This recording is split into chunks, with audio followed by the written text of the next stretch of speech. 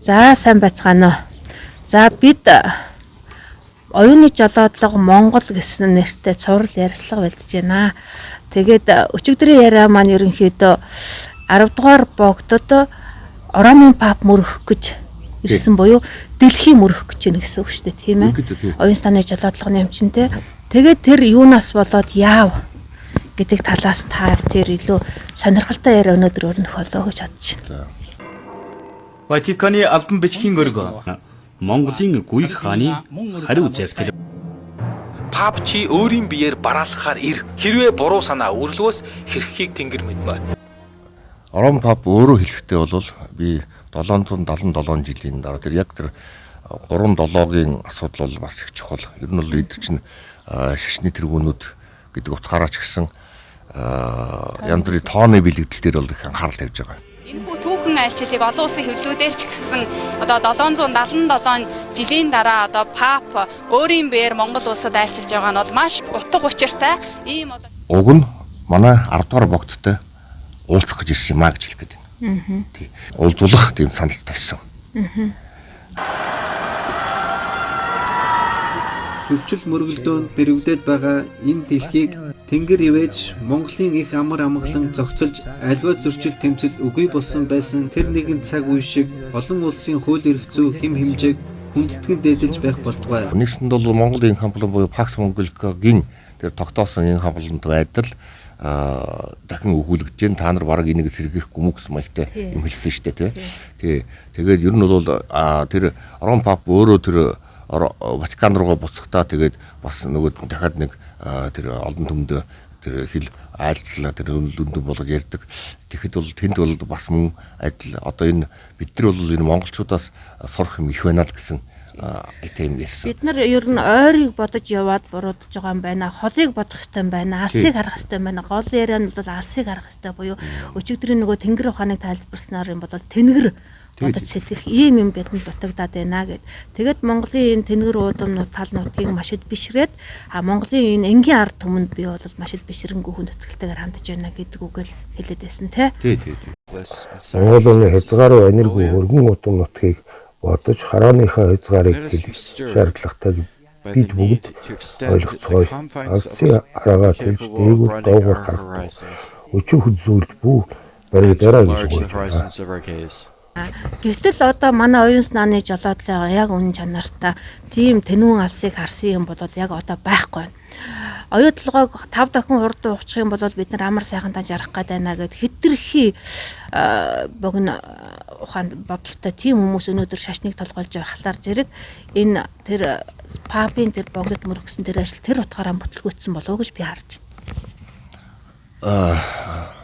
За яг уу тэр бол богдод мөргөн гэдэг чинь би түрүүн бас нэг хальт хэлсэн богдод мөргөн мөрөх гэж ерөнхийдөө ирсэн гэдэг нь яг л тэр богд хаантай богд хааны 10 дугаар богдтой уулзах тийм хүсэл байсан нэгдүгээр та. Гэхдээ бидний гаргаж тавьсан одоо тэр балчир хүүхдийг бол хүүхдтэй маань хөрөл уулзах гэдэг нь бол тодорхой болцсон.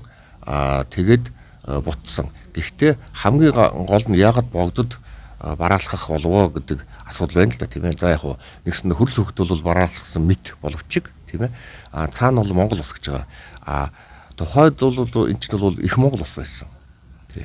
Ер нь энэ богд гэдэг үг маань ерөөсөө одоо энэ Зануудрын асуудал ч гэсэн асуудал ерөөсөө Чингис хааны хойд дүр гэсэн утгаараа энэ бол юу Алтан ургийн хүн гэдэг утгаараа тийм ээ. Энэ бол Чингис хааны бодлогын зарлагамжлагч гэсэн утгаараа л манайх ч одоо энэ ер нь бол энэ буддын шашин орсон болов гэсэн хүмүүс бол ярих нь бол их байгаа шүү дээ тийм ээ.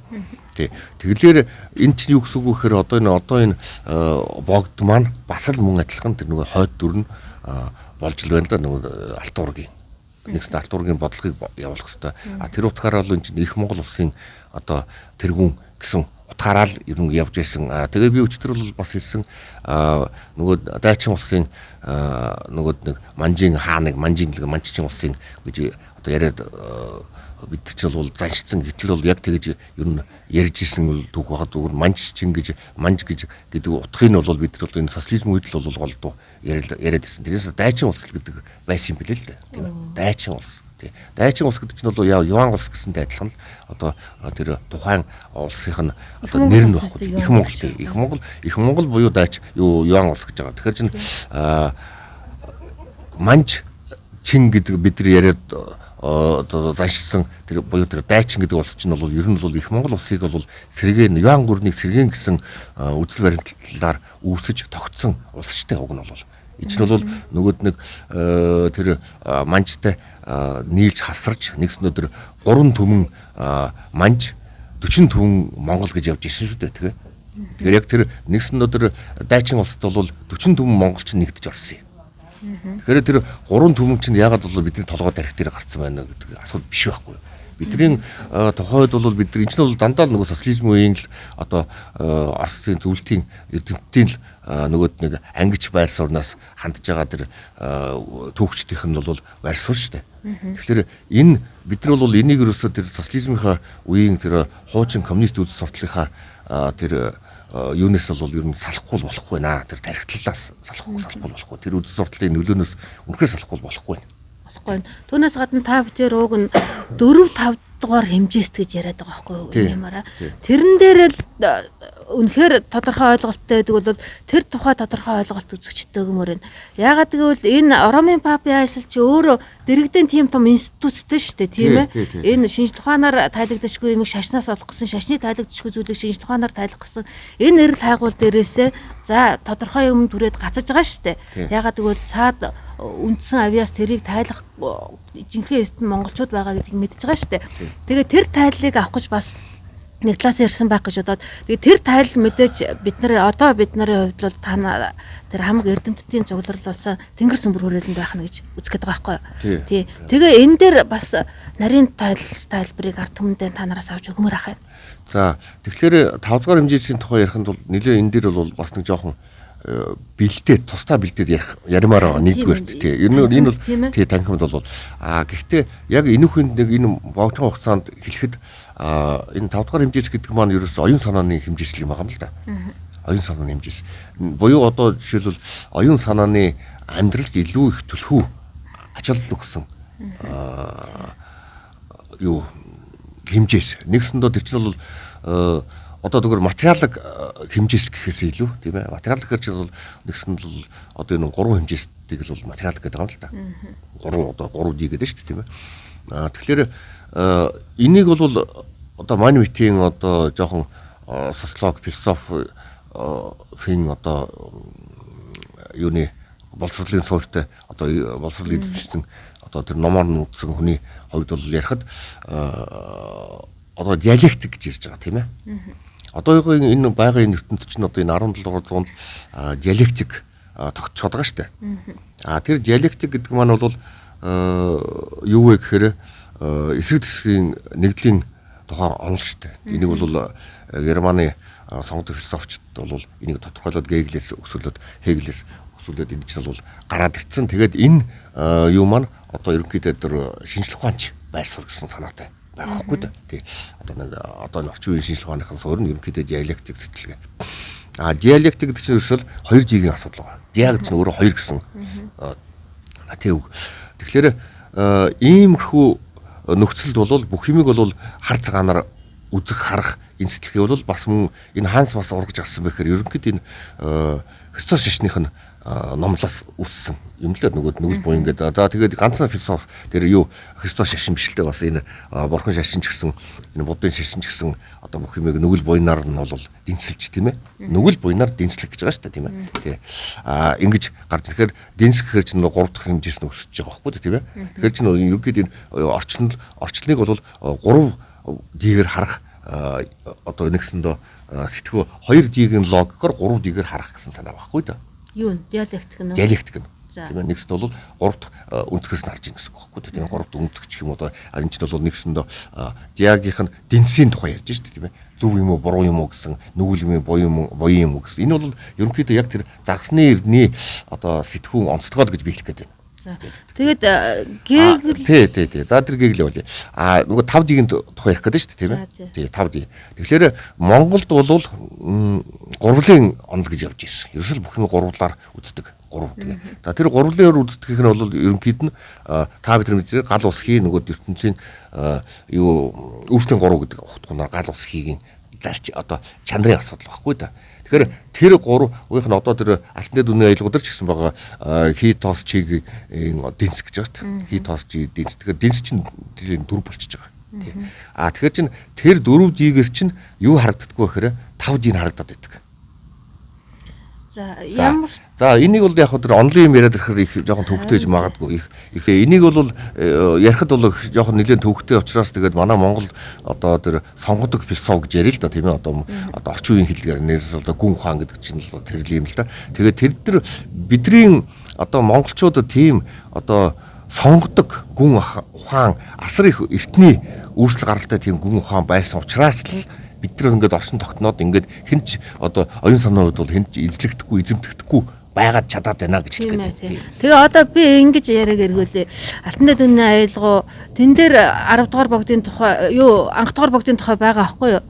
За тэгэхээр зэрэг дарнаатын хувилгааныг алтан урагтаа мэдлүүлье гэд ингээд автаа сааны ачхүй болгож мэдлүүлэхээр 1625 онд халахын ноён вангууд ингээд хуралдаж хэлэлцэж хагаад тэгээ 1635 онд гомдор төшөтэн гомдорж нөгөө хүн болж мэдсэн гэхлээр зэрэг 10 жилийн өмнө тэр өндөр гэгэнийг мэдлүүлэх тухай яригдчихсэн байгаа. За тэгээд яагаад та нар ингээд шашнаар дараагийн мөн хогшлыг бүтээхгүй юу яагаа үгээд цогтоож уурсаад самбууны энийг дуудаж асуухлаар зэрэг үгүй бид ирээдүйн их технологичийг эндүрлэгөө тосч авахын тулд хийлээ гэсэн байгаа. Тэгэхээр өнөөдрийн цагийн их технологич гэдэг чинь одоо тэр 10 дугаар богдыг 10 дахь төр дээр нь одоо анх дугаар богдыг 10 жилийн өмнө энд ингэж мэдлүүлээ гэж яриад тэгээд 10 дахь төр дээр нь дэлхийг технологи гэсэн ийм том алсын ухаан байсан байх гэдэг ялгоноос харахад. Тэгэхээр энэ үнийг би таныг тэр 5D талаас нь ярих гэдэг чинь энд байгаа тэр шинжлэх ухааны хэн гарах юм бол миний бодлоор юм бол Эрдэнэгой бол энэ математик ертөнц гэдэг чинь өөрөө математик машин юм аа. Бүх юм ингээд тоогоороо бичээстэй байдаг юм аа. Тэгштгэл нь ингээд байж идэг юм аа. Томьёон ингээд байж идэг юм аа. Ингээд дан томьёо тэгштгэл болсон дээр супер нэгдлээ онол гэсэн юм аа гаргачихад.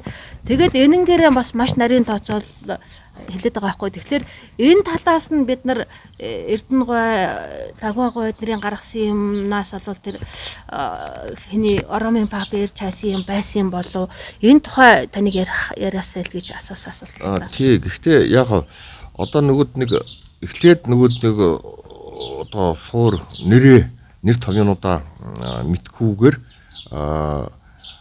одоо нэг цэг дээр тэр үзэл баримтлуудаа нэг болгоогүй цагт бол хүмүүс ч дандаа нэг нэрийг хоёр талаас нь гурав талаас нэгнээс өөр яриад ирэхээр нөгөөт нэг үзэл баримтлууд ч зөрөөд эхэлдэг байхгүй тийм. Тэгэхээр би миний хувьд бол тэр 5D одоо тэр гэдэг утгын чинь би сая хэллээ нөгөөд нь оюун санааны хэмжээс юм аа тийм ээ. Тэгэхээр энэ манай монголчууд хизээний энэ байсан гэдэг утгыг би ярих гэдэг шүү дээ тийм ээ. Энэ бол манай үлгэр домгоос гадна хамгийн гол нь энэ дуу хуур хөгжим одоо тэрийн үг одоо тэр бүхэн сайн сайхан дандаа ерөөсөн ярьсан тийм ээ. Хүн нэгдээ тэр ерөөсөө тэр хараад хэлхээс илүү ярлахаас илүү дандаа ерөөж ярьдаг дандаа сан тэр амны ачтын билгээс амны эрчим дээр ажилладаг байгаа байхгүй дээ. Энэ чинь 5D-гийн ертөнц. Энийг биелэх гэдэг. Одоо тэгэхээр чи манайх ч бол яг Монголын одоо тэр ард түмнийхэн тэр ядуур ухтгуунууд нь дандаа тэрний тухай дандаа ярьдаг байхгүй дээ. Тийм учраас бид нар оюуны их гүрний тухай яриад байгаа юм. Тэгэл оюуны их гүрэн гэхэр чинь бол одоо жишээлбэл орчуулгууд нь бол гадаадын орчуулгууд нэг сонир л доо. Одоо жишээлбэл Оросоор бол импери дүүхэ гэж байгаа. Импери дүүх гэж манайх дүүхийг бол нөгөөд нэг биш сүнс мөнсөөр нь дуулах гэдэг байхгүй да. Тэгж орчуулад байгаа. Одоо нэг сөүл мөөл одоо спирит мэрид гэсэн юм дээр нэгсэндээ бол тэр чин тэгээ буруу болчихдог байхгүй да. Нэгсдээ сүнслэг гэж тийм яриад байгаа байхгүй да одоо тийм ээ. Тэгээд одоо энэ яг одоо Христ цашных нь бол тэрийгээ бол сүнслэг ертөнц гэдэг орчуулга яриад байна. Тийм ээ. Одоо Англи Америкас ч гэсэн тэгж одоо тэр орчуулж явах та. Тийм ээ. Энэ тэгээд хэр зарчмын үед буруу л Гэхдээ бүр асар буруу Монгол одоо нэр томьёоны зүгээс л асар буруу чинь оюуны тухай ярьж байгаа боловч тийм ээ. Ерөөсөө л монголчууд надад оюун санааны тухай ярьж байгаа. Гэтэл тэрийг бол баруунаас орж ирэхдээ тэр нөгөө үзэлчин нөгөөд нэг тэр оюуны их гүрний тухай санаа Монголын анхдагч санаа чинь тийм ээ. Наашаа орж ирэхдээ бол баруунаас орж ирэхдээ сүнслэг ертөнц сүнсний тухай ярьж байгаа. Гэтэл бол монголоор сүнс гэдэг чинь бол тийм ээ. Ерөөсөө л тэр нэг сүг сүгний тухай асуудал шүү дээ.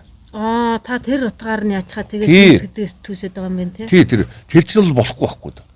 Амин сүнс гэдэг ухтгуу нь бол дараа яг орж ирсэн гэдэг. Тэр амин сүнс чинь юу юм бэ гэдгийг ямар чанартай юм гэдэг асуудал гараад ирж байгаа байхгүй юу? Тий. Тэгэхээр энэ митийн нэр томьёоны асар их том болоо тэгээд одоо нөгөөд энэ 5D-ийн тухай ярих чинь нөгөө сүнслэг ертөнц сүнслэг гэл яриад ирэхээр монголоор энэ чинь төөрөө өвчдөг байхгүй. Асар их том төөрөгдөл үүсэж байгаа. Тэгэхээр энэ митийн юмнууд байгаа шүү гэж энийг одоо тодорхойлж өгөхгүй тэр 5D-ийн тухай ярих чинь тийм ээ. Эсрэг асар их юм. Манайх ч оюун гэдэг чинь бол нөгөөд нэг одоо наадах нь одоо бас л баруун дагаад оюун гэхэл чинь нөгөөд нэг тархины үйл ажиллагааны тухай яриад эхэлнэ. Тэгдэг байхгүй да. Гэтэл бол эн чинь тархины тухай биш асуудал. Чи нөгөөд зүрхний элэг зүрхнээс уяатахын тухай ярьж байгаа байхгүй юу? Өр зүрхийн тухай ярьж байгаа. Элэг зүрх гэдэг. Энэ Монголын юу чинь цээжиндээ юм байдаг гэдэг. Цээж ухаан. Тэгэхээр оюун чинь цээжиндээ буюу яг одоо энэ аюулхаа дээр байдаг юм аа гэж өвгдөөт чинь заагаад өгсөн байж идэг. Нөгөөд нэг тэр нэг өр элэгний асуудал байхгүй да. Тэг шүү дээ. Барууныхын тарихаар ярихгүй өөр юу гэх. Тий. Тэгэхээр барууны тэр юм чинь одоо ингээд манай Монголын тэр оюун санаа нь оюуны их гүрэн чинь энэ зүрх сэтгэлийн асуудал байхгүй юу? Тэрээс энэ тархины асуудал шүү. За одоо ингээд тэр Англид одоо жишээлбэл оюуны их гүрний тухай оршуулах гээд буу юм болж байгаа. Майнд гэж үзлээ, майнд биш юм. Тэгс чинь яг одоо тэр унган англи хэлтэй хүн бол intelligence гэж байна. За. Intelligence гэж чинь яг тэр оюунлагын тухай ярьж байгаа байхгүй та. Intelligence гэж чинь одоо нөгөөд нэг манайхаар бол бас л оюун санаа л гэж шууд орчуулдаг та тийм ээ. Гэхдээ intelligence гэж чинь нөгөөд тархины үйл ажиллагаа болоод та явчихдаг байхгүй та.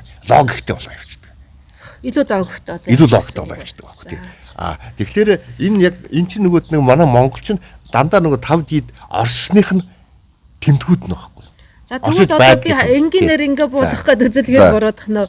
5D гэдэг чинь одоо нөгөө нэг үгч өөр эрчимлэг тэгээд тэр энэ эрчмийг мэддэг оюуныг 5D гээд манайх ингэж ашиглаж яжээ гээд багцаалаад болох нь. Бол нэгс нь бол бид нар бол тархины тухай ярьж ярьдгүү гэсэн санаа байхгүй юу? Логикийн тухай бид нар ярихгүй.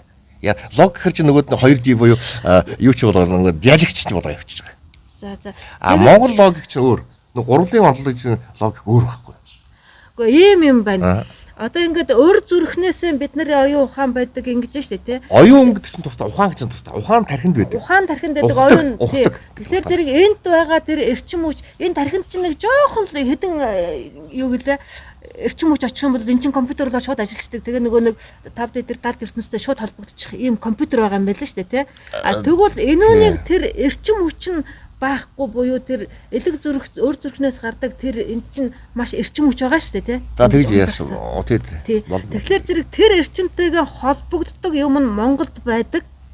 Тэр утгаараа тархийг компьютер болгож ашиглаж чаддаг.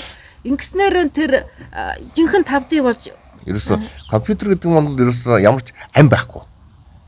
Хүний амин сүнс хаана байдаг гэдэг вэ? Тархинд байдаг юм уу? Харин тий тархинд бол амин сүнс байхгүй шүү дээ. Хүний элэг зүрхэнд бол тэр амч нь бол амиа тээж авдаг чинь цээжиндээ байдаг байхгүй. Энүүний чинь л одоо тэр тогон цогтөг шиг тийм нэг эрчим хүч байгаа юм шүү. Энэ тархи чинь тэр эрчим хүчтэйгээ залгагдаж яж тэр чамдын мэдээллийг авч ажиллах эрчим хүч гэдэг асуудал тусдаа. Эрчим хүч яг эрчим хүчтэй холбоотой. Одоо тэр квант физикийн тухай ярих гэдэг шүү дээ. Одоо тэгээд нөгөө хин чин манай хагоо яриад байгаа юм манайх бас тэр болгон ойлгож өгөхгүй байхгүй да. Тэр болгон ойлгохгүй. Тэгэхээр тархи бол компьютер. За тий тархи бол зүгээр машин. Боловсруулдаг машин, амьгүй. Тий, боловсруулдаг амьгүй чи юм амьгүй. Яг бол тархинд бол ам байдгүй. Яагаад тэгэхээр одоо өчнөө одоо нөгөөд нэг юуны ангаах ухааны жишээнүүд байна. За. Нэг Франц нөхрийн тухай юу байдгийг одоо тийм нэг түүх байдаг байхгүй одоо бодит түүх. Задлан хийсэн чинь тарих байхгүй. Зүгээр тарих гэдэг одоо өөрөө ухтах нь хоосонд усан гохгүй. Усан тарих гэдэг манайх чинь ярих дуртай шүү дээ бас. Огт тарихгүй хүн бол зүгээр л амьдраад байна гэсэн. Зүгээр амьдрал яг лог сэтгэлээр бүх юм байна. Элэггүй бөөргөө хүн бол амьдрч чадахгүй гэсэн үг байхгүй. Тэр утгаараа амгүй. Тий. Юунхээр тийм шүү дээ. Бүр усан толгой байхад зүгээр дотор нь зүгээр ус шингэн байсан. Тэгээд нөгөө тархийг авцсан байхад бол тэр хөөхгүй. За одоо жишээл бол архаг арчдын яриад байна. Тархиныг бүр ингээд алгуулаад бүр ингээд хорчоод алгуулчихдаг байхгүй. Тэгээ ганцхан юу үлддэг нөгөөд нэг тэр өнчин тарих мөрөх нөгөө жижигхэн юмд нь бусад нөгөөд нэг тэр анхдагч тарихууд нь байгаад идэг. Тэр нөгөөд боровцоо булчирхаа ч юм уу гэх мэт юмуд нь байна штэ. А нөгөөд нэг тэр бор цагаан нөгөөд нэг тэр нөгөөд нэг тос болсон ус улцдаг зүйлч одоо нөгөө тарих гэдэг утга юм байна штэ физик. Тархиараа шээж байгаа ингээс архиуд чинь тархиараа шээж байгаа ингээс нэг бас л яг л ортой байхгүй ортой болчихж байгаа тийм. Тэгэхээр юу гэж хэлэх гэж тарих бол энд хамаагүй гэж хэлэх гээд байна. Энэ сүүлийн судалгаа шүү дээ. Тэгвэл одоо нөгөө барууныхын чинь тэр амьгүй юм дээр оюун ухаанаа тавьчихад тэгээд тэр нь маш учир дутагдaltaй маш том доголдол их үүсвэр шалтгаан гэсэн үг. Тий. Тэгэхээр чи нөгөө анхдагч одоо юу хүндээ оюуныхаа тийм ээ оюун санааны анхдагчийг мэдхгүйгээс болоод эд чинь бол төөрөөд яваад байна л гэж хэлэх гээд байна. Наад зах нь. Тэгэхээр Ромын папын дэргэд тийм том судалгаа шинжилгээний хамгийн том институт байгаа гэж байгаа байхгүй юу? Одоо энэ шашин шинжилгээ хоёрыг олбцсан. Тэгэхээр зэрэг энэ учрыг хамгийн сайн мэдж байгаа хүмүүс байгаа шүү дээ тийм үү? Мэдж байгаа. Мэдж байгаа учраас дутагдaltaй манайхаас нөхөх гэж асар том сонирхлоор одоо тэр гүйг хааны зарлиг гүйцэтгэж гүйг хааны загтлыг барьж ирж манайхад ирсэн байна да. Тий. Тэгэхээр уг нь бол манай яг оюуны манлайлагч одоо юу хүнд төр засгийн нөгөө их Монгол улсын одоо яг тэр уламжлалт тийм ээ тэргүүн нь бол ерөөсөл богд гисэн өөрөө тэр цол бүгд албан тушаал нь байхгүй юу? Тэр синтин байхгүй нэгсэн дөө. Түүнээс гадна албан тушаал цол түүнээс гадна эн чинь нөгөө нэг шинж тухаанаар нь тайлж болох тэр том бодит жишээ байхгүй юу? Одоо энэ шинж тухаан чинь ингэж үржээд сүнсээр дамжиж ингэж ирээд ингээ удирдлага эргээд энэ удирдлаган дээр ирдэг юм байна гэдэг имийг шашнаас хайгаад тодорхой бас ололт олоод ингээд илүү ахиц болох гээд манай руу ирж штэ. Тэн дээр судалгааны маш том материал ойлгоо. Би бол дандаа ингээд ерөөсө эсгүүцэж байгаа зүйл юу вэ гэхээр одоо миний судалгааны үр дүнгээс гарсан одоо жишээлбэл яг одоо тэр сүнсээр биш оюунаар дамждаг юм а гэдгийг шууд хэлмээр. Сүнс гэдэг утгууныг одоо сүнс чинь бол энэ та нарын одоо нөгөө хэн батгтунд огтчихсан бол хэрийг бол бишхүдэл уг нь ярьсан да. Гэтэ бол хөрөөгөл байгаа байхгүй да. Юу ярьсан бэ гэхээр бол одоо бид чинь бол нэгсэнд бол нэг л гараан дээр судалгаа эхэлжсэн бас хүмүүс байхгүй да. Яг энэ зүйл дээр бол тий. Тэгэхэд бол одоо нөгөө нэг сүнсэн бие гэж юм байна шүү дээ тийм ээ. Нэгсэндээ манай өвгдээс маань энэ анатоми хүний анатомиг бол бас өдөрч бүхлүүд нь шинжлэх ухаан байна шүү дээ тийм ээ. Энэ чинь өөрөөр тайлбарлаж ирсэн. Тий. Одоо жишээлбэл нэгсэндээ оюуны тийм ээ. Одоо тэр хүний мөн чанарын тийм ээ бас нэг бүтц байна. Одоо анатом байна гэж хэлээ та тийм ээ. Мөн энэ цогцсон биений энэ физик анатом гэж байна. Нэг бол тусад нь ялгаж ирсэн гэхдээ нэг цогцоор нь авч үзчихсэн гэж хэлэх гээд байна л да. Тэгэхээр барууных бол цэвэр одоо тэр махбодор нь нэгснэ таслаад бус юмнес нь дээр сүнс гэж нэг ерөөсө хаана нэг тэнд явдаг нэг юм шиг л сүнс гэх юм одоо тэр мөн чанар гэж ярих л да тийм ээ. Тэгэхээр сүнс бөгөө сүнсэн бие гэдгийг бол манайхч бол гадаад гал хий бие гэж биш дотоод гал хий бие гэж үзчихсэн байна. Гал хий бие. Гал хий гэдэг чинь бол одоо н орчин үеэр нөгөө плазм шүү дээ. Гал хийг нь буюу нөгөө дөрөвт одоо материал юу энэ материйн дөрөвт төлөв нь багхгүй юу? Энэ орчлон бол ерөөс энэ нар мар энэ бүх юм чинь плазмын хэлбэрт байдаг буюу одоо 99% нь бол энэ орчлонгийн тэр плазм хэлбэрт байдаг гэж үздэг шүү дээ. Одоо энэ вакуум чинь бол ерөөсөө плазм. Тэгээ плазм чинь хүүтэн халуун гэдгээр халуун плазм нь одоо энэ юу вэ? Одоо гал хий чинь одоо нар байна тийм ээ. Плазм гэж нар хавцаал бодоо сууж юм би. Тий. Хүүтэн плазм гэж байдаг шүү дээ. За. Хүүтэн плазм гэж бас энэ физик мэддэг хүмүүс мэдж байгаа. За. Тэгэхээр тэр хүүтэн плазм чинь одоо жишээл ингээд хэмжээд үсэх юм бол энэ хүнийг ингээд бүрхөөд байждаг. Тэр нөгөөд нэг аавра гэж ярьдаг үстэй. Тэгэхээр тэр чинь барьж болдог байхгүй тэр тодорхой жинэ юугаар багажаар физик багажаар барьж болдгийг.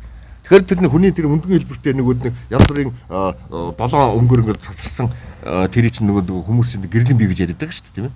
Энэ чинь плазм байхгүй. За ямар ч байсан сүнс гэхлээр л одоо таны судалгааны юм дээр л маш зөрчилтэй зүйл боллоод байгаа юм байна. Миний ярианы. Тий. Тэгэхээр бидний нэр томьёоны асуудлаа нэгдэж одоо нэг ухтгуунд ойлголт нь хүрч аваагүй. Яг биеэ солиод ирээд байгаа нэг хүн л гэсэн утгаар бие гэдэг чинь ямар бие гэх чинь нөгөөт нэг оюуны одоо хүн бие гэж ярил л да бүр оюуных нь. Тэрнээс энэ тогтсон бие юм биш. Тийм үү? За. Сүнсч биш бас. Сүнс гэдэг чинь бол ерөөсө тухайн хүний одоо ерөөсөө тэр сүнсчин наарч орж гардггүй байхгүй юу? Бас. Тэгэхээр 10 дугаар богд гэдэг чинь одоо энэ шинжлэх ухааны маш том судалгааны талбар л юм шиг байгаа юм. За яг хөө тийм байж болно. Ягаад гэвэл их Монгол улс чинь дахиад сэргэн мандна гэхлээрээ зэрэг 800 жилийн дараа гээд ингэсэн. За тэгвэл ингээ яа сэргэнтнөө гэтэл ингээл нөгөө Чингис 99 онд эргээ залрна л гэсэн. За тэр нь юу байх нь гэсэн чинь л өнөөх нь богдтой л холбогдох гэдэг. Богдтой холбогдтой. Тэр чинь бол цаагаараа нөгөө чинь бол оюун санааны хувьд гэх юм одоо тэр уламжлаараа тийм ээ. Нэгс нь би дахиад хэлье. Тэр богд гэдэг тийм ээ. Богд хаан гэдэг ухтгун өөрөө тийм ээ. Алтан урагтай холбоотой. Чингис хаантай холбоотой болж байгаа. Тийм. Мөн тэр төр засгуудтай холбоотой болж байгаа. Тэгэхээр хамгийн сүүлийн тэр юу ч одоо манай энэ 11 онд бол зарласан богд хаан бол тийм ээ. Мань хүчин нь бол нөгөөд нэг чин улсын манж чин тийм ээ. Дайчин улсын чинь богд хаан л өдөрж ирсэн шүү дээ. Богд өөр нэг нэртэй богд хаан. Өөр нэгтэй богд. Банжийн нэг тэгсэн мөртөө богд хаан байсан гэдэг байгаа юу? Тийм шүү дээ. Тэр чинь банжийн гэсэн боловч цаавар чинь алтан ураг гэж явж ирсэн шүү. Тэгээд алтан урагаас гадна яг албаасаар манайх нь өөртөө хүлээн зөвшөөрч өөртөө тавьсан чинь монголчууд тавьсан шүү дээ. Далай ламыг тавьдагтай адилхан. За тэгээ ингээд богд хаан гэдэг зүйл чинь ингээ нөгөө Чингис хаан гэдэг юм чинь дахиад тайлбарлах маш том юм болчиход байгаа байхгүй. Чингис хаан гэдэг чинь нэг тэнгэрээс буудаг нөгөө нэг тэнгэр гэдэг юмыг тайлбарлах маш том юм болчиход байгаа. Тэгэхээр энэ ч өөрөө нөгөө бүх шашныг тайлбарлах маш том. Үнэн. Тэгэхээр чинь тэр нөгөөд нэг сүнс тэгээд оюун гэдэг хоёрыг чинь бол хооронд нь бол салгахгүй хоёр өөр үг байгаа зү тийм ээ. 5D-г ертөнц буюу одоо 5D-ийн одоо тэр юу чинь оюуны гүрэн, оюуны их гүрэн, оюун санааны. Тэрнээс шил яг одоо бол бид нар бол энэ хэрэглгээний нийгэмж байгаа шүү дээ тийм ээ. Хэрэглгээний нийгэмд оюун ерөнхийдөө хаана байгаа юм? Ядуурсаар яжгаад одоо бүр ядуугийн төлөвлөрс. Ягаад гэвэл нөгөө биений юмыг хангах гэдэг нөгөө 3% юм 30% дээр энэ юм. Тэгэл одоо энэ яг нөгөө тэрхийн тул одоо баахан хог үйлдвэрлэж байгаа хгүй да. Хог гэдэг нь юу гэсэн үгээр зөвөр ингээд шууд энэ юм чинь нэг тодорхой хэмжээний хугацаатай тийм ээ. Бүр аль хугацаар баахан богиносгоод байна шүү дээ тийм ээ. Одоо жишээлбэл нэг юу гэдгийг нэг өмсгөл хугацааг бол олон үйлдвэрлэх чинь тэгэл одоо нэг зарим нь бол эсвэл нэг хитгэн сарын настай хувцсыг үлдэрж ш. Тэгэл нөгөө сезон өнгөрчдөг. Хүний хайр оюун ухаан тэгтлэн чинь болохоор зэрэг тэр орчин ертөнцийн чандыг тайлах гээд буюу одоо нөгөө Чингис хаан гэдэг чинь хүн юм уу, цол юм уу, эрдэм боловсрал юм уу, эсвэл энэ бүгдийг удирдах их том ухаан юм уу, юу ингээд энэ том юмыг тайлах оюун ухааны чинь нэг цом зүйлдвэрлсээр ээж байгаа хүний хайр насыг өнгөрөөд шүү дээ. Чингис хаан дээр чин гис гээд нэг хоёр тайлбар яваад байдаг үстэй тий. Нэг нь бол чин нөгөөх нь гис юм уу гис.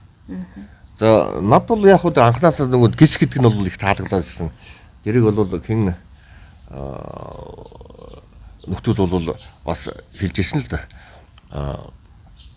Тэгэхээр чин гис гэдэг чинь гисгэх гэсэн. Ядууртай гэж би ухаад байгаа байхгүй да. Чухам юу биш. За. Зүгээр гисгэх гэдэг чинь бол бид нар цааз гэдэг утгаар нь бол ухацсан. Одоо гисгэх гэсэн талаас. Тэгэхээр гисгэхээс гадна гисгэгч гэсэн өөрөө хоёр утгатай шүү дээ. Хайлуулах гэсэн утгатай. Хайлуулах байхгүй. Хөлдөө юм гисгэх гэдэг шүү дээ. Тэгэхээр тэр ангадагч утгаараа болохоос биш тийм ээ. Юу хайлуулах вэ? Хүний цэвдэгчлийг. Хүний цэвдэгчлийг. За. Хүний нөгөөд нэг энэ хатгашсан нөгөөд нэг тархины тэр оюуны нөгөөд нэг тэр юунд чинь тайлах асуудал байхгүй. Хайлуулах. Тэгэхээр энэ хайлуулах гэж нь хайх буюу тэр хай гэдэг утгын чинь хайр гэдэг одоо бас нэг ядуур яваад байгаа үстэй. Хүн хайраар дүүрхээр хайлдаг байхгүй юу? За тэгвэл Чингис гэдэг чинь өөрөө тэр чигээрээ хайр гэдгийг илэрхийлсэн. Тий. Чингис хаан чинь хайраар л дэлхий нэгүүлсэн зассан шүү. Засах буюу тэрээр чинь гисгээж одоо уйрах тохинулж зассан. Тий. Тэгэхээр одоо ер нь Чингис судлал чинь өөрөө дэлхийг бүр ингээд нөмрөх гээд энэ Чингис судлал дээр чинь шинжлэх ухаан ярьчлаа. Нэг нь шинжлэх ухаанчдын хаалганаагээд орсон юмыг бол хэн ч хоригж дийлэхгүй. Тэр утгаараа энэ Монгол руу ер нь дэлхийн хүндрэлтөө ингээд наашаа жуулчлах юм сонирхолтой байна гэсэн имийг л тэр нэгдсэн үндэсний байгууллага ээлж жуулчдын төлөөлөгч ирж оюун эрдэнэ хэлсэн байлаа шүү дээ. Тэгэхээр нөгөө 400 сая жуулч ирэх нь гээл те.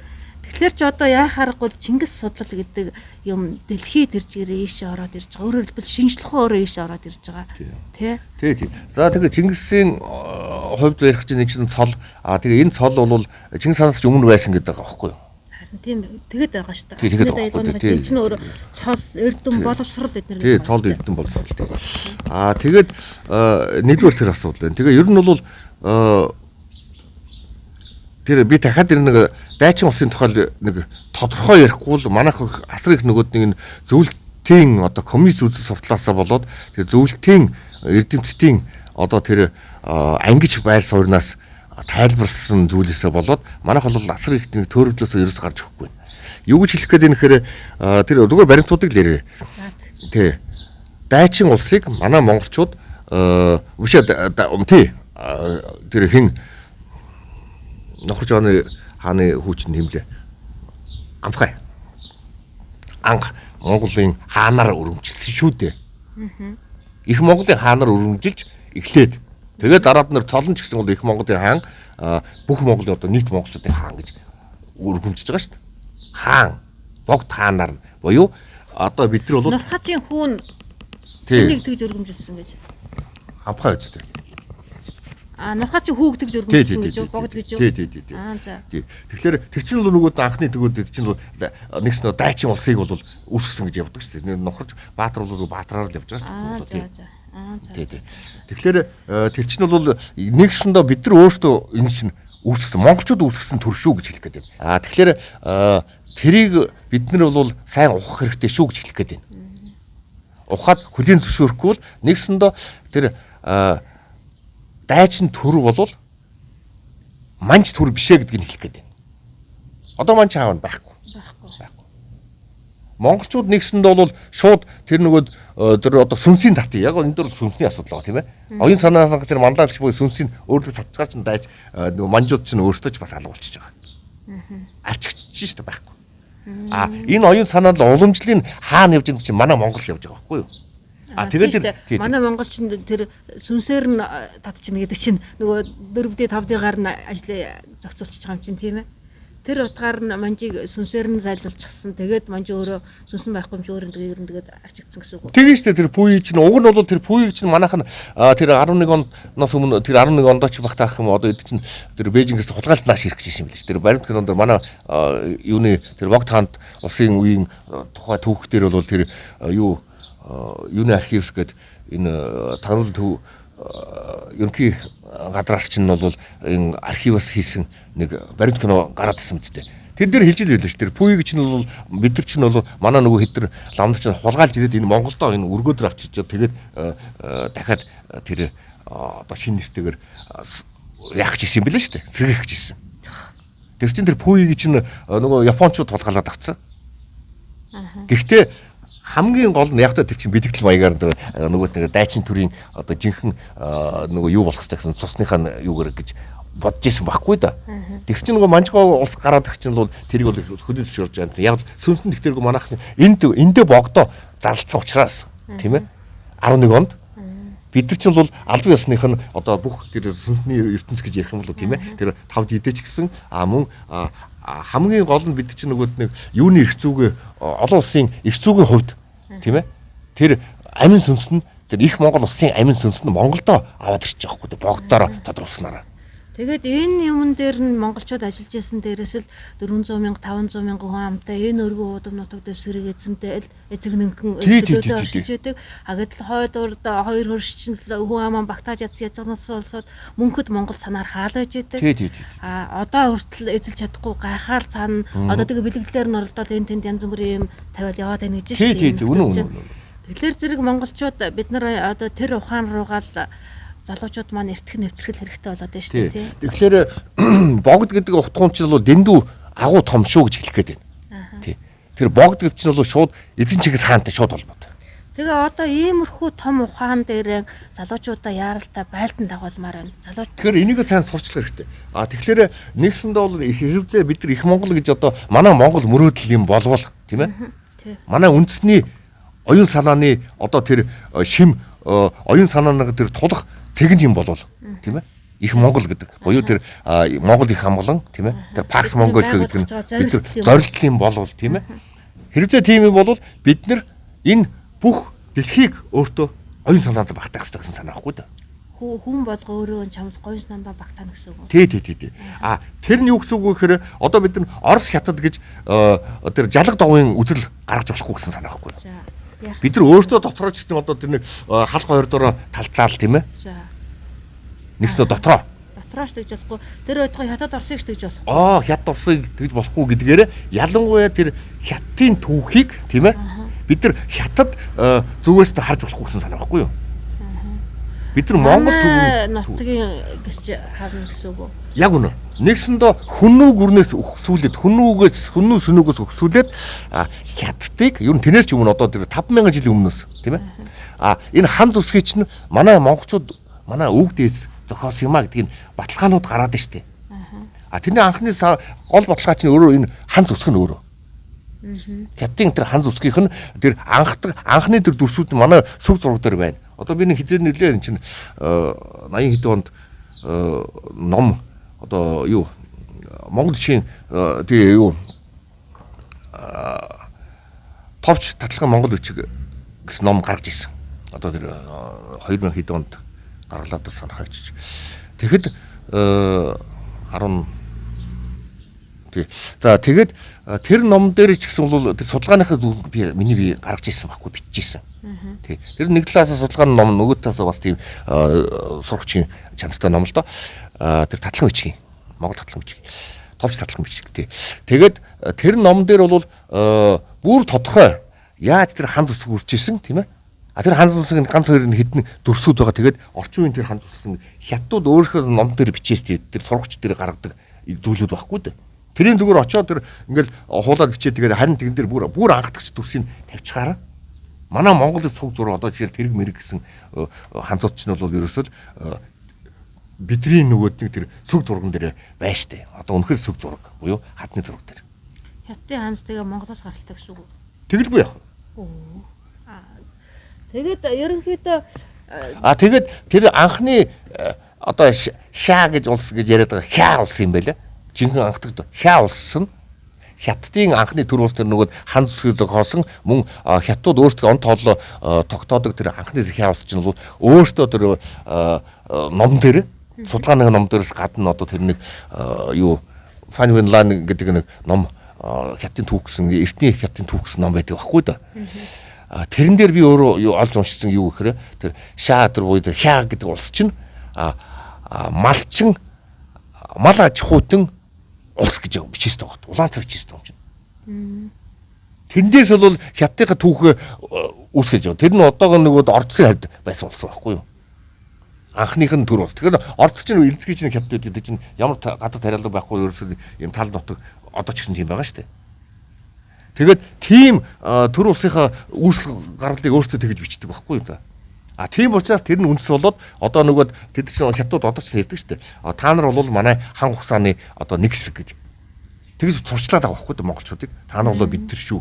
Бид нар бол бараг л тэрний хооронд бид нар өөрсдөө тэдний шиг яриад байж хэвчээ гэсэн үг. Харин тий нэгдүгээрт.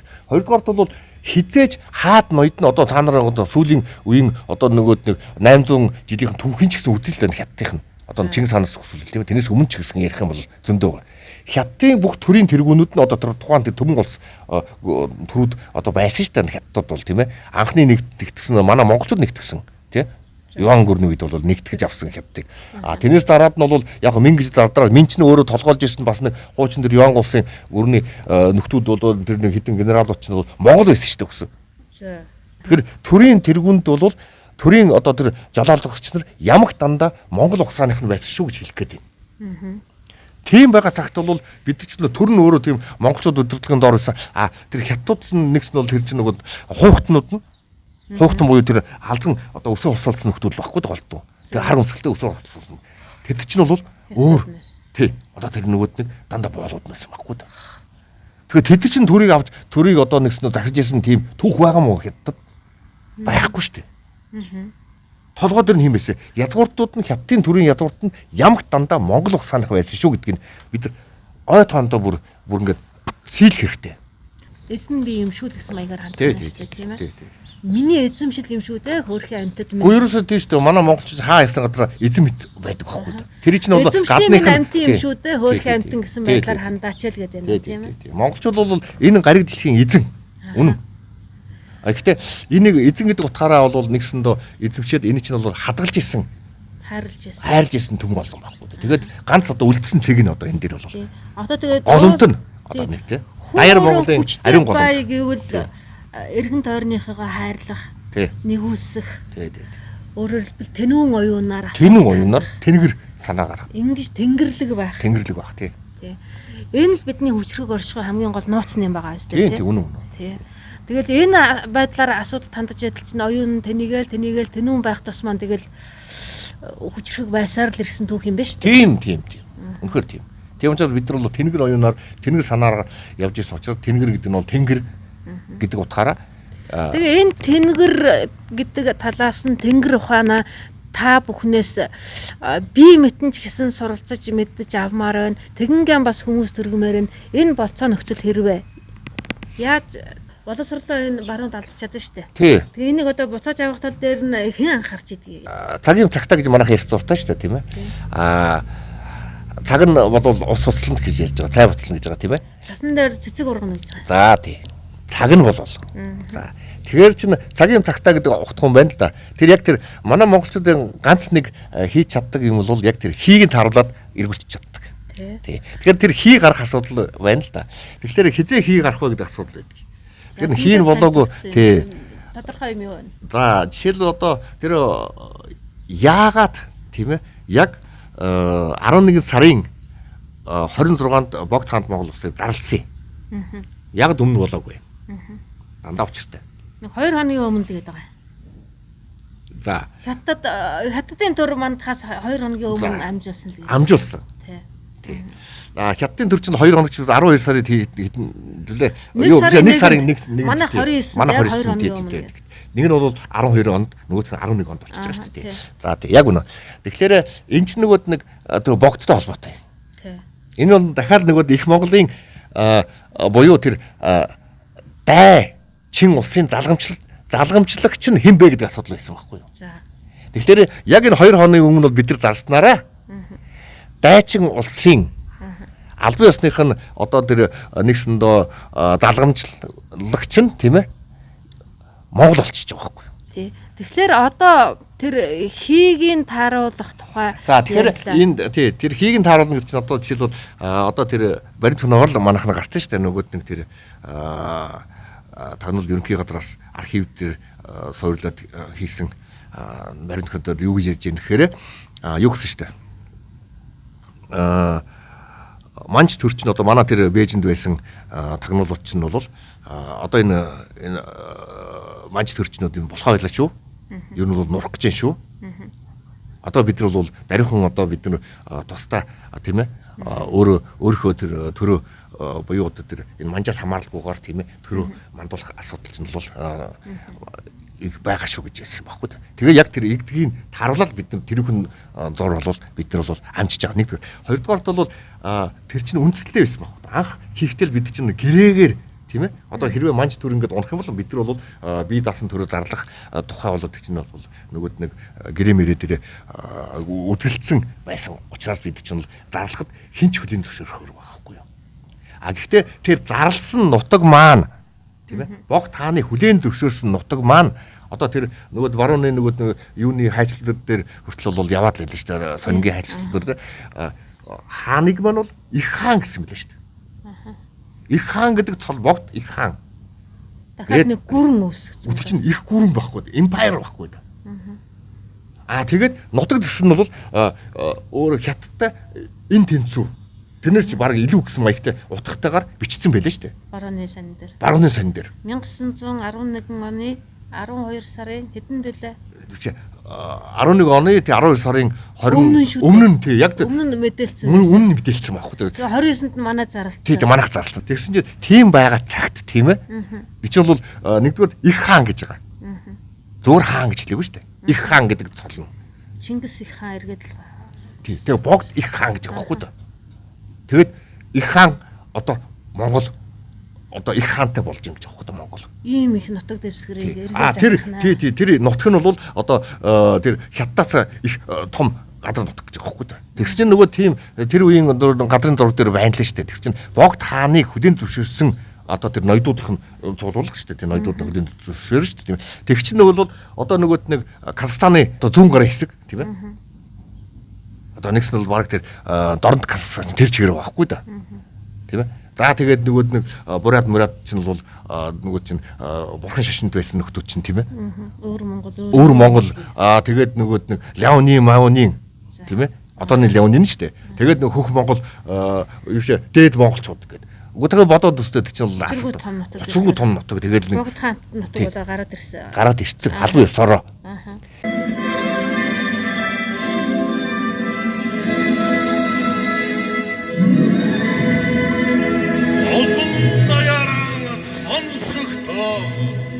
Европын 1911-р он хөдлөх цаг болсныг хэлж байна. Монгол нутгаас 3 хоногийн дотор гар зугаа. 2 хоногийн өмнө гараад чадсан шүү. Тийм. Энэ цаг мөчид та нар энийг дагаад биелүүлэхгүй бол та нар миний 8 дэрийг шүтсэн хэрэггүй болно гэж. Энэ хүн тэр хугацаагаа бол мэдсэн байна. Бүр гайхалтай. Тэгээ бурхны шишний тэргүүний хэлсэн нэг үг бол нийт Монгол авахтныг нэг зүг чиглүүлж байгаа. Эцний саадах нэг төлөв тэмцэлсэн. Одоо бид нар чинь төр иргэнэ гэдэг төлгөө хойно оруулахаас амархан гэдэг. Төр иргэх үйл явдал чинь тэр 22 оны 12 сарын 6 22 оны тэр ерөнхийлөгчийн зарлиг эднэрээр ер нь эргэцсэн юм байна. Одоо бид нар яг тунхаглах юм дээр гүйцэтгэх шатнаа явж байгаа шүү. Гүйцэтгэх. Тэр нь тэнгэрийн сүлдтэй жид гэж энэ луу жил хүлээгдсэн юм байна. Гэж хүртэл ягаад гэвэл нодно 23 оны 1 сарын 11 хаадын их гүрийн юм аа гэдэг одоо бид нар тэр хөгтөгийг танахаас залахта нэг лам дээлтэй нөхөртэй очиод тэгээ яриа явсан. 1 сарын 11 гэдэг маань ерөөсөө монголчуудын хаадын их гүрний одоо сэргэн мадрах одоо өдөр эхэлж байгаа. 1 сарын 11-нд тий. Энийг өөрөө одоо их онцлог одоо түүхэн ач холбогдолтой үйл ажиллагаа болж байгаа юм.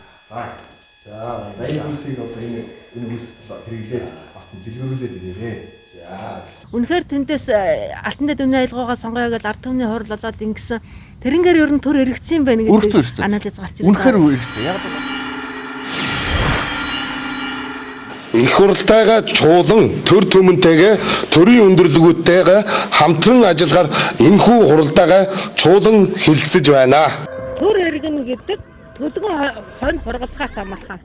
Тэгээ энэ төр эргэх гэдэг зүйл чинь биднэрт болцсон байна. 12 сарын 4-нөр ер нь болцсон байна.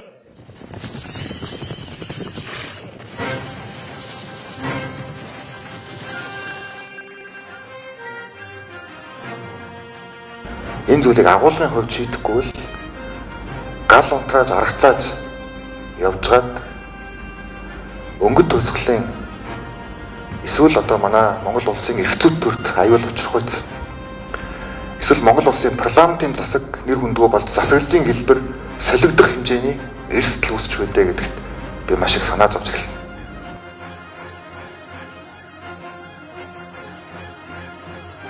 (2022 оны 12 дугаар сарын 4-ний жагсаал буюу манай залуусын тэмцэл суурин иргэжлийн цэвэрчлийг халж чадсан уу? Сайн цагийн эхийг тавьж чадсан уу? Товчхондоо бар жилийн эцсээр төр эргэсэн үү? Чингисийн Монгол үрд мандан мадрах болно. Чингисийн Монгол улс биш том гүрэн болохын төлөө мандах болно. Хүчрэхэг бар жилдээ амжаад хаадын их гүрнийг байгуулахаар Монгол залуус заригдан өндийсэн учраас үцгэлэн болгогч туулай жилийн хаврын тэргүүн сарын шинийн 3-нд хаадын их гүрний суур тавигдаж наран гэрэлт төмөн наст оройн дээд очирдар богд гэгэнтэн маань 10 дахь гэгэн дүрээрэн арслан ширээнэн тодорн заларчээ. Бүгдээрээ зүгээр энэ хулгайч нар зээл. Та нараас гуйх, та нараас шаардах ямар ч юм байхгүй. Энэ оюун эрдэмтнэрдээ одоо хайцсан гүлэгзээд алга болсон.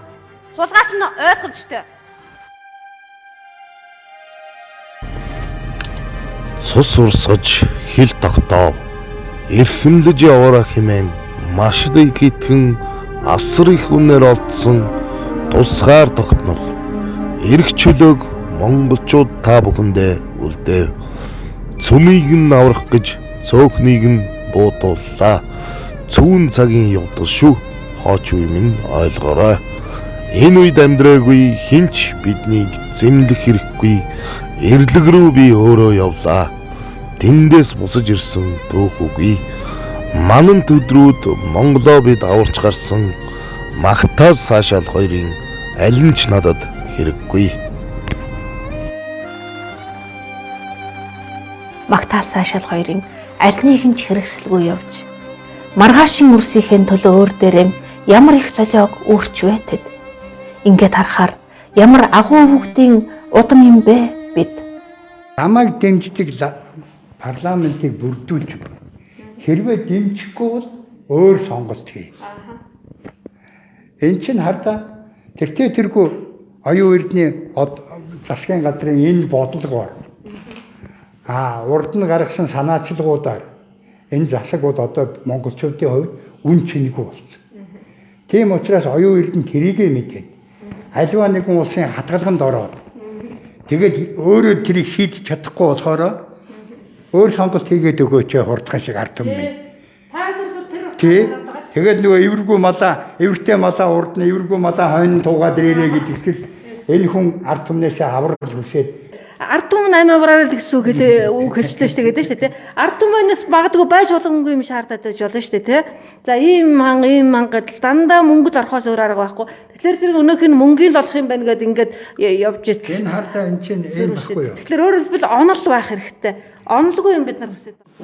Тэгэхээр бид тэр төрийн онлоор дахин сэрэж төр түмнийхээ үүдийг бүтээх нь одоо бас энэ эрдэмтэн мэрэгдээ үүрэг бахаа гэдэг үүднээс бид нар урьдчилан заалж цуглуулсан юм аа. Энэ бол Монгол Чингис хааны ахуйт төрч ёсны философи энэ. Одоо энийг бид нар босгож өгөх ёстой байхгүй юу? Энэ дээр л бид нар одоо энэ алтан дээдгэрээ гэдэг энэ судар дээр бид нар энийг судалж энийг одоо төрийн философи болгоо. Энэ нам ямар ч хамаагүй болно, хэрэггүй болно, хаягдана. Монгол улс бол зах зээлийн онолыг сурч чадах оюуны хөрөнгөтэй дэлхий дээрх цор ганц улс үндэстэй юм а гэдгийг тодтон хэлхийг хүссэн юм а. За тэгэхээр бид нар бодод Монгол улсын эзтэй их Монгол улсын тугийн дур хөх Монгол эзний их нэгдлэр эвлэлэн нэгдэсгэе. Одоо энэ сайхан туг бол хөх Монгол улсын туг юм билээ. Энэ туг бол уг нь бол их Монгол улсын үеийн далбай юм байна.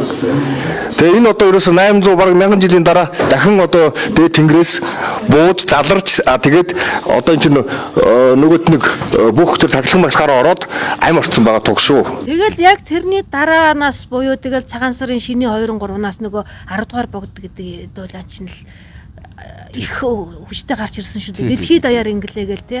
Тэгэл 23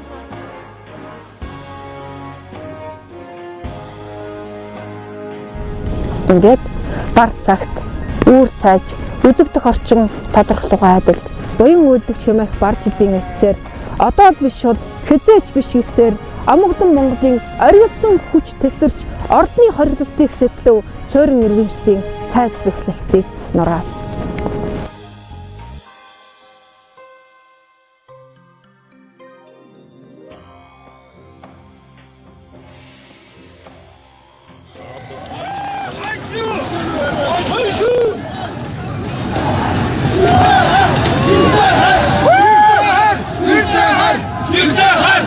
Ингээд эцэст нь амгалан Монголын оргилсон тэр бүх хүчийг нэгэн цул болгон зангидаж Монголын төр түмнийг нэгэн жолоонд оруулан авралын замаар удирдах их жолоодогч өгүүлэгдэх яг тэр үеэр Монголын төр түмэнтэй урьдаас хийсэн авралын гэрээ ёсоор халахын 10 дугаар богд тодрон дэлхий дахнаан зарлагдаж авралын аслан чирээнэн өргөмжлөгдөн задрав.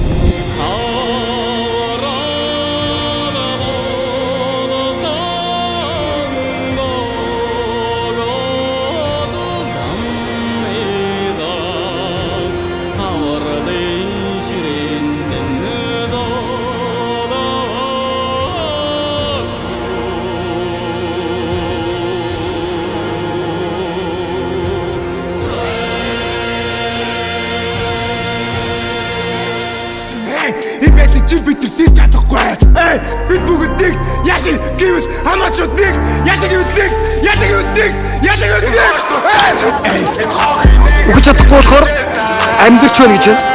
Ойр залуу насаан олон зовлонд дараалахгүй тулд оргилсон хүсэл мөрөөдлөө утаа төвчрөл багтуулахгүй тулд одоо биш бол хэзээч биш эсээр Монголын залуу үе өнгөн болсон. Асыг салаад хийдэг татгаж алчаад. Ингээд Чингисийн хөх цэргүүд омглон Монгол эрсийг нэгэн жолоонд оруулан цагийг тохиноолох их жолоод өгчөж цагтаан тодров. Тийм ээ.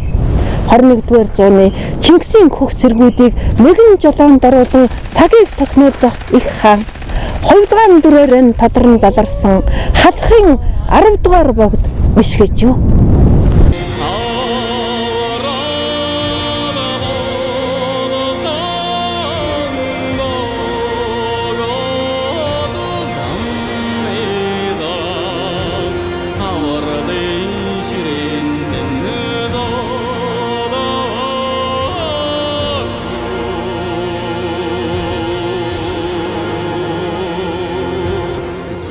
Чин тэр чигээр 10 дугаар богдын тухай яриа байсан. Оромын пап яриа байсан. Оромын пап гэгээн Францис их эзэн Чингис хааны хөшөөнд мэхийн ёсолж буй энэхүү гүн хүндэтгэлд ёсоллоор хүн төрлөختний шин нэрэн үеийн түүх эхэллээ. Өрн дахны оюун санааны их жолоодогч тэрээр Азийн цэжинд хийсэн энэхүү айлчлалаараа оюун мандлын шин нэрний үүдийг ин хүнээлээ.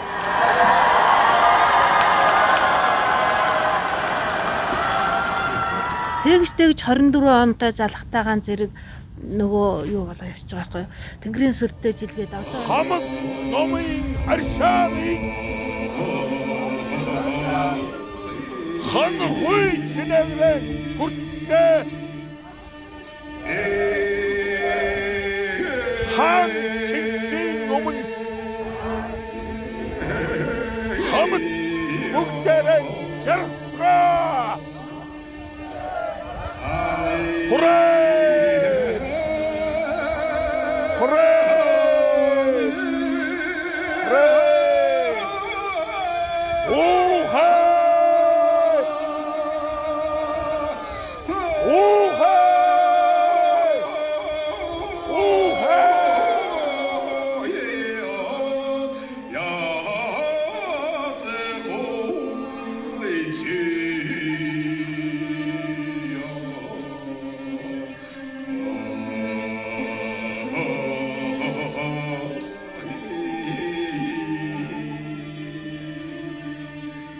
Ургуудмын тэргүүнүүдийн одоо их хуралдааг одоо ургуудмын толгой нарыг одоо хуралдуулах хэрэгтэй, чуулуулах хэрэгтэй гэж байна.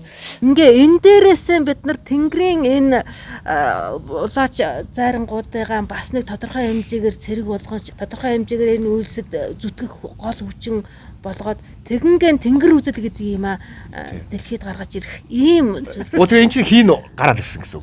Яг энэ мөчтөд бол бид нар бол бүх юм чинь иргэнэл гэж хэлдэг юм одоо. Уг нь оюун эрдэнэ ард түмнээс энэ хоёр сонголтыг асуухаас өмнө одоо сая жолголт хийсэн багшаас асуух байхгүй юу? Тий. Төрийн шашин. Тий, жолголтын үеэр хэрвээ миний гаргаж тавьж байгаа шин зэрэгэлтийн бодлого энэ реформыг дэмжиж байгаа бол намайг дэмждэг парламентыг бүрдүүлж өг гэсэн үг. Хэрвээ дэмжихгүй байгаа бол өөр сонголт хий. Багшин тагсан чинь ингэсэн байгаа. Засгийн төрмийн хөдөлж энэ сайхан мөнгө цаас оюутлагаас 5 дахин илүү орлого гарах юм байна. Энэ хүнд таг харанхуу. Тэгээд дээрэс нь ард түмнийг таг харанхуу байх бодол байна. Энийг тэгээд та бүхэн энийг ингээд хариуцлага тооцохгүй хэн ч яах вэ? Ингээд эзэнгүүл ингээд яригдал нэг хинт гомдол мэдүүлээд байгаа юм. Одоо нөгөө гоншигнох гэдэгтэй ч адилхан тэмцэл болоод байна шүү дээ. Яаж хариуцлага тооцох? Дээрээ суудлаа олохгүй бол доороо гүйдлээ олохгүй гэж үг байдаг. Эрхэм хүндэт удган зайрангууд Тэнгэрийн улааш нар минь та бүхэн яах аргагүй Монголын ард түмнийхээ төр түмнийхээ оюун санааны жолоон дээр суухаас өөр аргагүй цаг үеийн шаардлагыг хүлээж авахаас өөр аргагүй нөхцөл байдал үүсэт байгааг Тэнгэрийн энэ айлдуурч мөн баталлаа. Нэрийн 9 сайран 33 удагнуудыг шилж сонгон их үүлэнд мартуулахтан. Тэнгэрийн зарлиг нь ингээ бууга тэр дагуу нэгдэх ёстой ийм зүйл одоо түүхэн талаасаа аль талаасаа ингээ байгаад идэг. А гэтэл ингээ тэнгэр ярихлаар нь зэрэг одооны шинжлэх ухааны мараа шоолчихно гэж айгаад шоолуулаад бас аширчсан тийм юмуд байгаад идэг. А энэ дээр нь бас эн чин шинжлэх ухаан, эн чин орчин үеийн ийм гэдэг талаас нь бас эрдэмтдийн түшиг тал дээр та нар нь анхаараач гэд би тэгж идэг. А тэгээ ийм мэтийг ингээ холбоод тэгээд энэ тэнгэр гэсэн юм дээр нэгдэж одоо даруйхан нэг тийм хүч болж гарч ирэх хэрэгтэй болоо тий. Тэгээ энэ дээр би өвчин зүтгэмээр байна. Тэрний тулд одоо танаас баримжаа чиглэлээ. За энэ таны өвчин зүтгэл бол үнэхээр бол чухал байна. Ягаад бол одоо бидний зүгийн хүмүүстэй бол ойр ойрхон уулзах хэрэгтэй мэ гэж би саялууллаа. Ягаад гэвэл бид нар энийг одоо ингэж хэлвэл миний хувьд бол зүгээр нэг энгийн юм ярьж байгаа юм шиг болсон чинь энэ ч нэг ойлгохгүй хүнд байна гэдээ яваад шүү дээ. Тэгэхээр энэ талаар мэдлэг манайх нэмгэн байна л гэж хэлэх гээд байна тийм ээ. Гэтэл бол миний хувьд бол нэг тийм нэг бүр хүнд юм ярьсан юм байхгүй шүү дээ. Тий. Одоо би өөрөө ярьж байгаа хувьд бол одоо нөгөө эрдэмтэн хүмүүсийн түшмээр байна. Бас ард түмэн ч гэсэн бас түшмээр байгаа. Тэгээ энийг тэгэхээр энийг бол зүгээр нэг танил сурчлах асуудал хэрэгтэй байна. Тэгэхээр тань шиг юм хүмүүс бол яг одоо ингээд өргөн олон төмөнд ингээд дэлгэж энэ яриаг үдэж байгаа чинь л одоо асар их том хувь нэмэр шүү дээ. За тэгвэл тэгээд дараа хамтарч ажиллах талаар ер нь холбоотой байх юм байна тийм. Тий холбоотой. За ингээд энэ удаагийн яриагаа өндөрлөө. Түр баяр та.